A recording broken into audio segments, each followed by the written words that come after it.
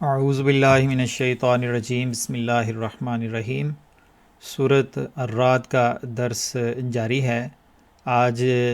جس آیت سے یہ درس شروع ہوگا اس کی میں تلاوت کرتا ہوں اور اس کے بعد اس کی تفسیر کبیر سے خلاصتاً آپ کی خدمت میں پیش کروں گا۔ اعوذ باللہ من الشیطان الرجیم، بسم اللہ الرحمن الرحیم۔ والذین صبروا ابتغاء وجہ ربهم وأقاموا الصلاة وأنفقوا مما رزقناهم سرا وعلانية ويدرؤون بالحسنة السيئة أولئك لهم عقبى الدار۔ اور جنہوں نے اپنے رب کی رضا کی طلب میں ثابت قدمی سے کام لیا اور نماز کو عمدگی سے ادا کیا، اور جو کچھ ہم نے انہیں دیا ہے اس میں سے چھپ کر بھی اور ظاہر بھی ہماری راہ میں خرچ کیا، اور جو بدی کو نیکی کے ذریعے دور کرتے ہیں انہی کے لیے اس گھر کا بہترین انجام مقدر ہے۔ حضرت مسلم موعود رضی اللہ تعالیٰ عنہ اس سے جو گزشتہ چند آیات ہیں ان سے اولو الالباب کی جو خصوصیات قرآن کریم نے بیان کی ہیں ان آیات میں ان کا ذکر فرما رہے ہیں۔ حضور نے یہ فرمایا تھا کہ انما یتذکر اولو الالباب میں ایک نیا مضمون اللہ تعالیٰ نے شروع فرمایا ہے کہ نصیحت وہی لوگ حاصل کرتے ہیں جو عقل رکھتے ہیں، اور جنہوں نے اپنی عقلوں پر پردہ ڈال لیا ہے، جو غور ہی نہیں کرتے تعلیمات پر، تو وہ کبھی بھی خدا تعالیٰ کے رستے کو اختیار نہیں کر سکتے۔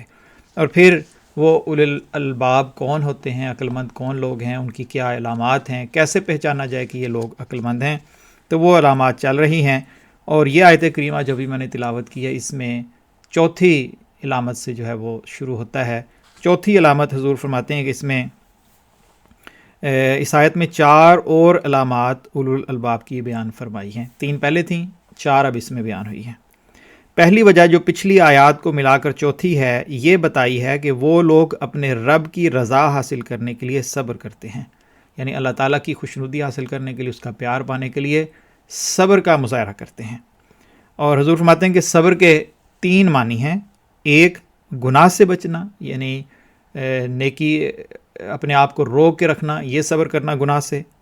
اور جذبات کو بری راہ پر پڑنے سے روکنا، گناہ سے بچنا اور اپنے جذبات کو روکنا کہ وہ غلط رستے پر پڑیں۔ نیک اعمال پر استقلال سے قائم ہونا، مستقل مزاجی سے کنٹینیوسلی نیک کام کرتے چلنا، اس پر بھی صبر کرنا۔ اور جزا فضا سے بچنا، یعنی شور شرابہ ڈالنا، چھوٹی چھوٹی مشکلات آئیں اور اللہ کے آگے جو ہے شکوے شکایات شروع کر دیں۔ حضور فرماتے ہیں پس اس آیت کے معنی یہ ہوئے کہ چوتھی علامت عقل مندوں کی یہ ہے کہ وہ بدی سے مجتنب رہتے ہیں، اس سے بچتے ہیں، نیکی پر قائم رہتے ہیں اور جزا فضا نہیں کرتے، یعنی شکوہ شکایات جو ہیں ان کی نہیں ہوتی، نیکیوں پر قائم رہتے ہیں، بدی سے بچتے ہیں اور جزا فضا سے روکے رکھتے ہیں۔ اور اسی پر کفایت نہیں کرتے بلکہ اپنی نیتوں کی بھی اصلاح کرتے ہیں، یعنی نیت بھی ان کی نیک ہوتی ہے، اور ان کا یہ کام اللہ تعالیٰ کی رضا کے حصول کے لیے ہوتا ہے، اللہ تعالیٰ کی خوشنودی پانے کے لیے۔ کیوں وہ صبر کرتے ہیں، گناہوں سے بچنے کی کوشش کرتے ہیں، نیکیوں پر قائم رہتے ہیں، جزا فضا نہیں کرتے؟ کیونکہ انہیں اپنے خدا کی رضا مقدم ہوتی ہے، اس کا پیار مقدم ہوتا ہے، اس کی خوشنودی وہ چاہ رہے ہوتے ہیں، اور ان کی کوئی ذاتی یا قومی غرض نہیں ہوتی کہ کوئی ذاتی فائدہ اس کے لیے وہ سوچ رہے ہوں۔ اور پھر سب سے امپورٹنٹ چیز جو حضور نے یہاں بیان فرمائی وہ یہ ہے کہ ان کا یہ صبر جو ہے وہ کسی کم ہمتی یا کمزوری یا بزدلی کی وجہ سے نہیں ہوتا۔ جیسے کہ پہلے بھی ایک دفعہ ذکر ہوا ہے کہ بعض اوقات جو ہے وہ انسان طاقت نہیں کسی چیز کی رکھتا، تو اس پر اگر وہ صبر کر لیتا ہے تو وہ صبر خلق نہیں ہے۔ اور اس کے بارے میں حضرت مسیح موعود علیہ الصلوۃ والسلام کا ایک جو تحریر ہے وہ حضور نے یہاں پر شامل کی ہے کہ عفت اس شخص کی نہیں جس کے اندر گناہ کی طاقت نہیں، یعنی وہ کہے کہ میں گناہوں سے بچ رہا ہوں، جس میں گناہ کی طاقت ہی نہیں ہے وہ گناہ سے بچنے کی کوشش کیا کر رہا ہوگا، اس کو کس چیز کا ثواب ملے گا؟ جو شخص رات کے وقت ڈر کے مارے اپنے مکان سے باہر نہیں نکل سکتا، وہ کیسے کہہ سکتا ہے کہ وہ ڈکیتی کا مرتکب نہیں ہوا؟ خود تو ڈرا ہو،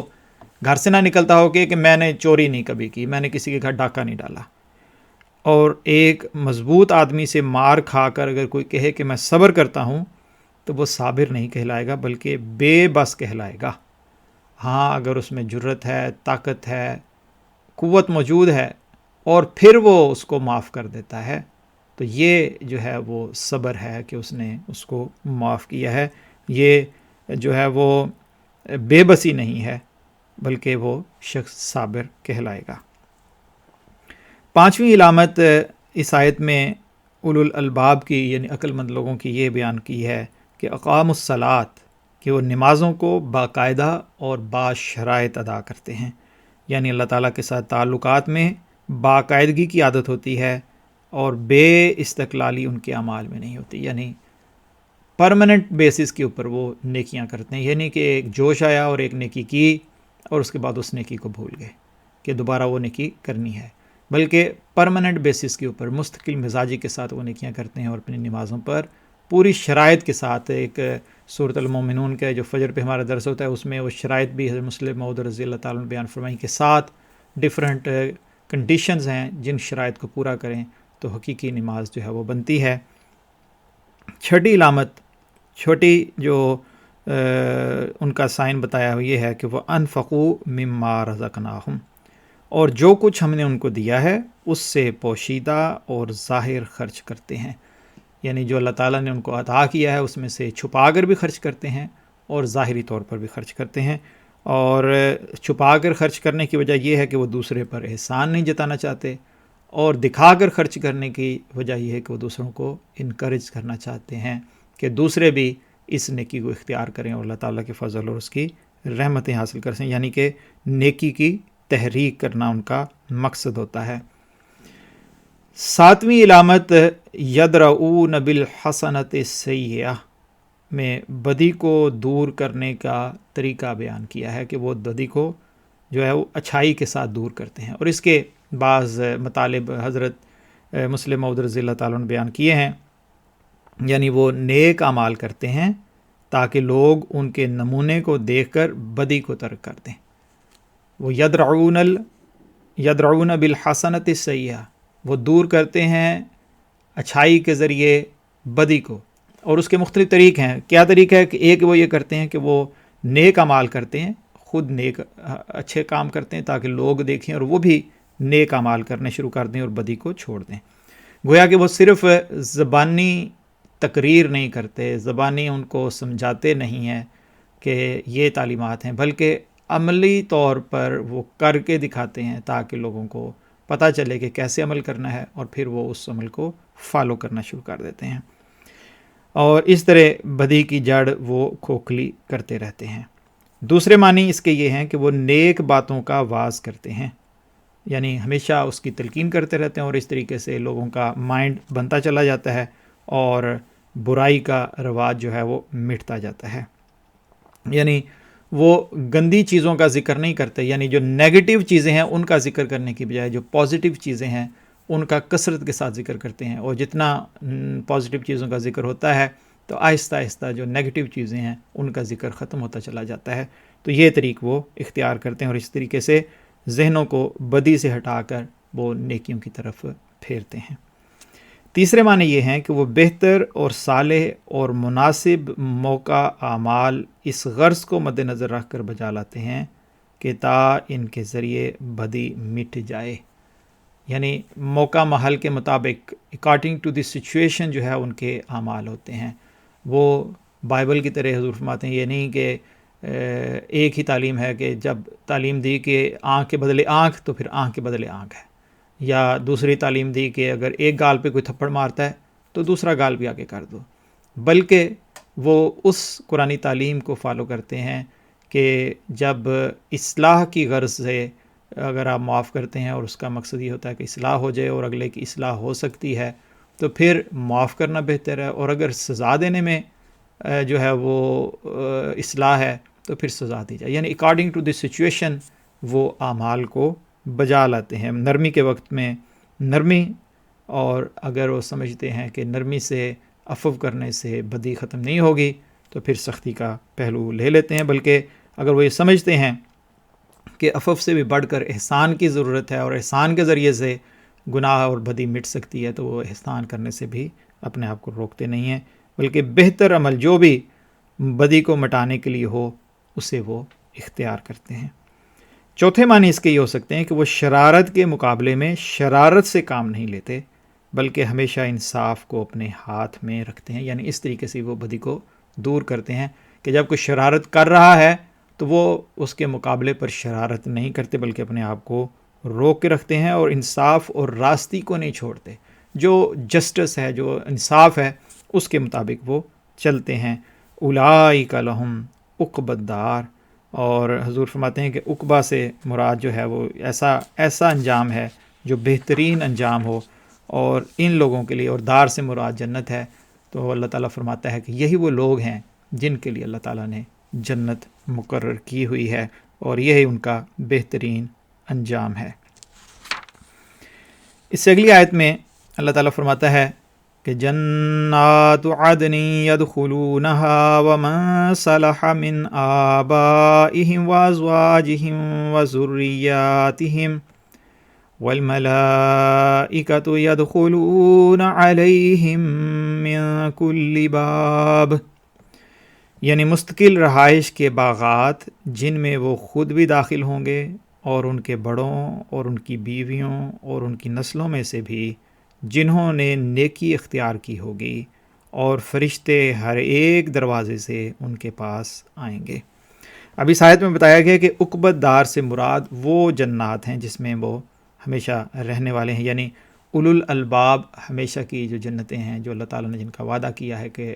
ایک لمبا عرصہ اور وہ جنتوں میں رہیں گے، جن جنتوں کا اللہ تعالیٰ نے وعدہ کیا ہے تو وہ اس میں رہیں گے۔ ومن صالح من آبائہم، اور ان کے ماں باپ اور ازواج اور اولادیں جو نیک ہوں گے وہ بھی انہی جنتوں میں ان کے ساتھ داخل ہوں گے۔ تو حضور فرماتے ہیں کہ اس آیت میں اللہ تعالیٰ نے ایک بڑی عظیم صداقت کا اظہار کیا ہے، اور وہ یہی ہے کہ دنیا میں کوئی شخص کوئی ایسی نیکی اور بدی نہیں کرتا جس میں دوسرے اس کے ساتھ شامل نہ ہوں۔ اگر انسان نیکی کا، جیسے حضور نے اگزامپل دی کہ ایک تاجر ہے، اگر وہ کاروبار کرتا ہے تو بہت سارے لوگ اس کاروبار میں اس کے ساتھ شامل ہوتے ہیں، جس کے نتیجے میں وہ کامیاب ہوتا ہے، اور اسی لیے اسلام نے زکوٰۃ کا جو سسٹم جو ہے وہ مقرر کیا ہے کہ وہ سب کا حصہ ہے، اس میں سے وہ نکال کر ان کو دیا جائے۔ تو ویسے ہی ایک شخص اگر کوئی نیکی بھی کرنا چاہے اور اس میں ڈیفینیٹ اس کی فیملی کا، بچوں کا، ماں باپ کا، سب کا حصہ جو ہے وہ ہوتا ہے۔ اگر بچے اور بیوی جو ہے وہ موقع ہی نہ دے اور وہ شخص نیکیاں کیسے بجا لائے گا؟ اس لیے اللہ تعالیٰ نے اس آیت کریمہ میں اس طرف توجہ دلائی ہے کہ جو بھی ان کے ساتھی ہیں، یعنی جو میاں بیوی ہیں اور جو والدین ہیں، جو بچے ہیں،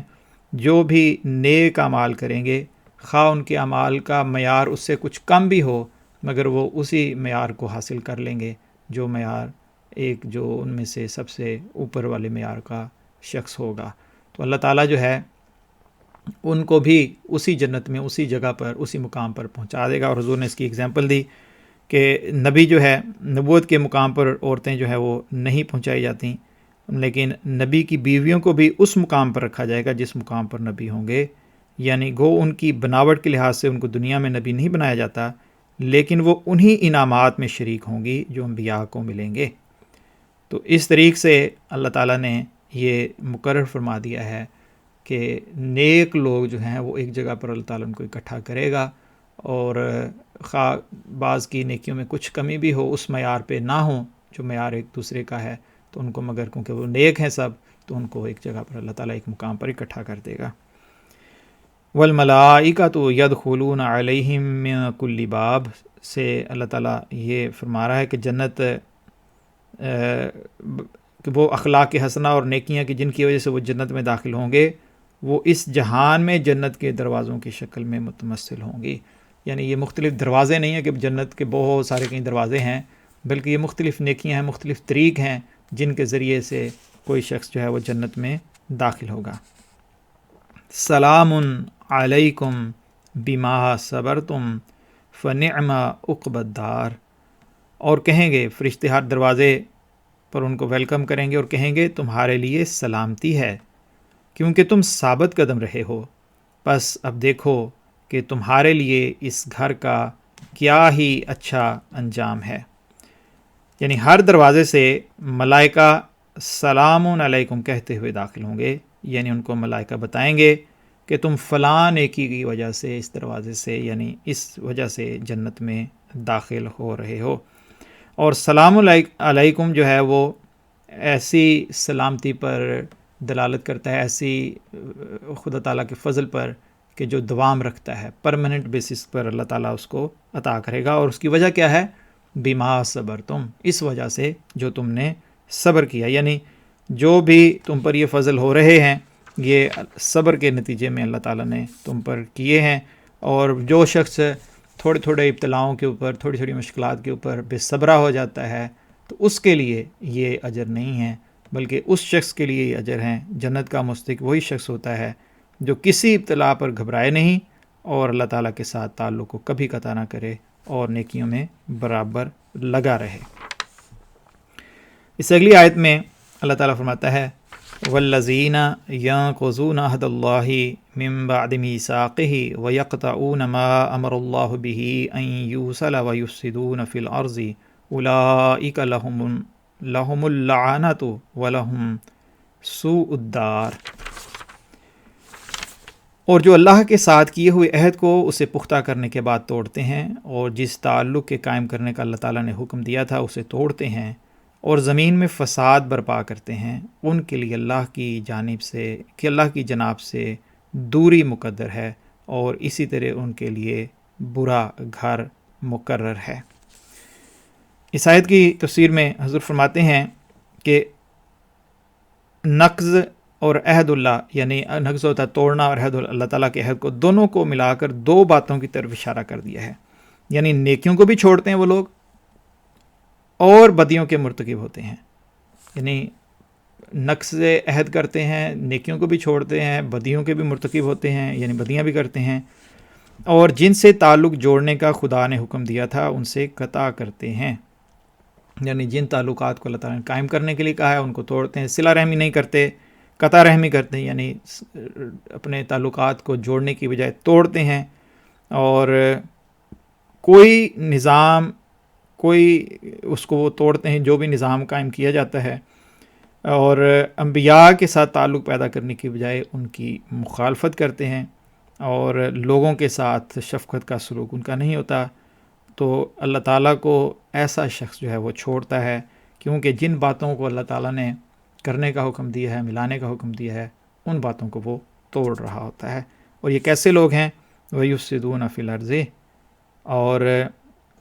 यानी सिर्फ यही नहीं कि जिनसे वसल और मिलाप करने का खुदा ताला ने हुक्म दिया हुआ है, यानी जोड़ने का अल्लाह ताला ने हुक्म दिया है, उनको जोड़ते नहीं बल्कि जुल्म करने लगते हैं और कता ताल्लुक़ से बढ़कर मुखालफत शुरू कर देते हैं, यानी फ़साद पैदा करना शुरू कर देते हैं। उलाइका लहुमुल लअनतु, चूँकि वो खुदा ताला से कता ताल्लुक़ करते हैं, तो यहाँ पर कोई इसका मतलब ये है कि लानत का मतलब ये है कि वो खुदा ताला का कुर्ब हासिल नहीं कर सकते, बल्कि खुदा ताला से वो दूर रहेंगे, उसका कुर्ब हासिल नहीं कर सकेंगे। अल्लाहु यबसुतुर रिज़्क़ लिमन यशाअ व यक़दिरु व फ़रिहु बिल हयातिद दुनिया व मल हयातुद दुनिया फ़िल आखिरति इल्ला मता। अल्लाह ताला जिसके लिए पसंद करता है रिज़्क़ फ़राख कर देता है और जिस पर चाहता है तंग कर देता है, और ये लोग इस वर्ली ज़िंदगी पर ही खुश हो गए हैं, हालांकि ये वर्ली ज़िंदगी आखिरत के मुकाबले में महज एक वक्ती सामान है। इस आयत की तफसीर में मुस्लिम मौद रज़ियल्लाहु अन्हु फरमाते हैं, यानी अगर ये लोग कहें कि दुनिया की तरक्की तो हमें मिली हुई है और अगले जहान की महूम है, यानी दुनिया में तो हम तरक्की याफ्ता हैं, हमारे पास पैसा है, माल है, तरक्की है, और अगले जहान का कोई पता नहीं क्या बनेगा। और हुज़ूर सल्लल्लाहु अलैहि वसल्लम को अगर हमने मान लिया तो अगले जहान की तरक्यात तो खुदा जाने मिलें कि नहीं मिलें, इस जहान में हमें नुकसान हो जाएगा कि लोग हमारे मुखालिफ हो जाएंगे। तो जैसे हुज़ूर ने फरमाया कि एक मिसाल है पंजाबी की, ए जहाँ मिठा अगला किस डिठा, यानी ये ज़िंदगी तो शीरीं है, دوسری زندگی کس نے دیکھی؟ جو ہاتھ میں ہے یہ تو ہمارے سامنے ہے، تو اگلے جہان کو کس نے دیکھا ہے؟ تو اللہ تعالیٰ اس وسوسے کا، اس شک کا جواب یہاں پر دے رہا ہے کہ دنیا کی دولتیں اور حکومتیں اور ترقیات بھی تو اللہ تعالیٰ کے قبضے میں، وہ کسی وقت بھی ان کو کھینچ سکتا ہے۔ اور سب سے امپورٹنٹ بات یہ ہے کہ اللہ تعالیٰ نے تو واضح طور پر بتا دیا ہے کہ اللہ تعالیٰ حضور صلی اللہ علیہ وآلہ وسلم کو ساری ترقیات عطا کرے گا، اور یہ ساری ترقیات اور حکومتیں تمہارے ہاتھ سے نکل جائیں گی۔ تو اس لحاظ سے اس دنیا میں بھی فائدہ جو ہے وہ اسی صورت میں ہے کہ حضور صلی اللہ علیہ وآلہ وسلم کو قبول کر لیا جائے، مان لیا جائے، اور اس کے ساتھ ہی ساری کی ساری دنیاوی ترقیات بھی ہیں اور آخرت کی ترقیات بھی جو ہیں وہ اسی کے ساتھ وابستہ ہیں۔ آج کی آخری آیت جو ہے وہ میں پڑھتا ہوں۔ وَيَقُولُ الَّذِينَ كَفَرُوا لَوْلَا أُنزِلَ عَلَيْهِ آيَةٌ مِّن رَّبِّهِ قُلْ إِنَّ اللَّهَ يُضِلُّ مَن يَشَاءُ وَيَهْدِي إِلَيْهِ مَنْ أَنَابَ۔ اور جن لوگوں نے تمہارا انکار کیا ہے وہ کہتے ہیں اس پر اس کے رب کی طرف سے کوئی نشان کیوں نہیں اتارا گیا؟ تو کہ اللہ جسے چاہتا ہے ہلاک کر دیتا ہے، اور جو اس کی طرف مائل ہو اسے اپنی طرف رہنمائی کرتا ہے۔ یہ وہی اعتراض ہے جس کا پہلے بھی ذکر ہو چکا ہے کہ جب بھی انبیاء کے مخالفین کو مختلف نشانات نظر آتے ہیں ان سب کا انکار کرتے ہیں اور ایک نشان مانگ رہے ہوتے ہیں، اور وہ نشان ہے عذاب کا نشان۔ تو حضور اس کی تفسیر میں فرماتے ہیں کہ پہلی آیت میں ذکر تھا کہ اللہ تعالیٰ رزق چھین بھی سکتا ہے، تو اس پر کفار کا فوری طور پر یہ جواب آتا ہے کہ بہت اچھا، اگر ایسا ہے تو یہ نشان ہمیں دکھاؤ، یعنی ہمارا رزق اللہ تعالیٰ چھین کر دکھائے۔ تو اس کا جواب یہ اللہ تعالیٰ نے دیا ہے کہ نشانات تو اللہ تعالیٰ کے بہت سے نازل ہوتے ہیں لیکن تم ان سے فائدہ نہیں اٹھاتے، اور یہ نشانات رحمت کے بھی ہوتے ہیں، علمی نشانات بھی ہوتے ہیں، روحانی نشانات بھی ہوتے ہیں، اور مگر تمہارے نزدیک صرف ایک ہی نشان ہے، اور وہ تباہی کا اور عذاب کا نشان ہے، اور تم سمجھتے نہیں کہ جب وہ عذاب آ گیا تو پھر اصلاح کا تو موقع ہے ہی کوئی نہیں، تو پھر تو عذاب ہے اور اس عذاب کو جھیلنا پڑے گا۔ تو اس لیے جو بھی